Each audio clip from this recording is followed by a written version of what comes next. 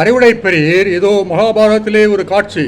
சூதாட்டத்திலே எல்லாம் இழந்து கடைசியிலே திரௌபதியையும் இழந்து நின்றனர் பாண்டவர். அப்போது திரௌபதியை இழுத்து வந்து சபையிலே துயில் உரிகின்றான் கள்ளத் துரியோதனன். நல்ல வேளை கண்ண பரமாத்மா குறுக்கிட்டு மானத்தை காப்பாற்றுகின்றார். எனினும் பட்ட அவமானத்திற்கு பதில் வைத்தாக வேண்டுமே.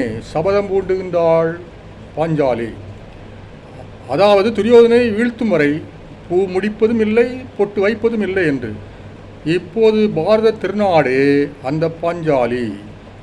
பல்ககாமில் நம்மவர் 26 பேரை கொண்டு தீர்த்தனர் அல்லவா தீவிரவாதிகள். பார்த்திருந்த நம் இராணுவம் சும்மாவாவிடும். பாஞ்சாலி சபதம் பூண்டது. கணவனை இழந்த பெண்டிரின் நெற்றியிலே குங்குமம் ஏற்றுகின்றோமா இல்லையா பார் என்று புகுந்து அடித்தனர். அதிகாலை 1 மணிக்கு. பைபிளிலே ஜிரியோன் தாக்கியது நள்ளிரவு. நீதிபதிகள் 7:19. இங்கே நம்மவர் அவர்களை தாக்கியது அதிகாலை 1 மணிக்கு. எதிரி கும்பகர்ண தூக்கம் தூங்கி வழிந்தான். அதாவது தீவிரவாதிகளின் முகாம்களைத்தான் குறிப்பிடுகின்றேன். எப்படியெனில் பாம்பும் சாக வேண்டும், கோலம் உரியக்கூடாது என்பது போலவே நடந்து கொண்டனர் நம்முடைய கூர்த்த மதிப்படைத்த இராணுவ வீரர்கள். பொதுமக்களை கொல்லாமல் 9 தீவிரவாதி முகாம்களை மட்டுமே குறிவைத்து தாக்கினர். இதற்கு பெயர்தான் ஆபரேஷன் சிந்தூர்.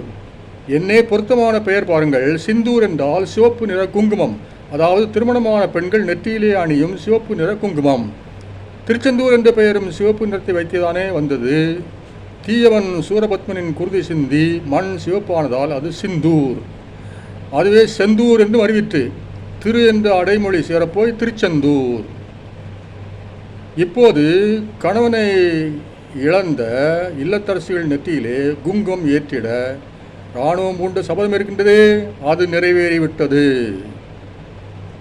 பூமுடிப்பாள் இந்த பூங்குழலி புது சீர் பெறுவாள் வண்ணத்தே நறுவி.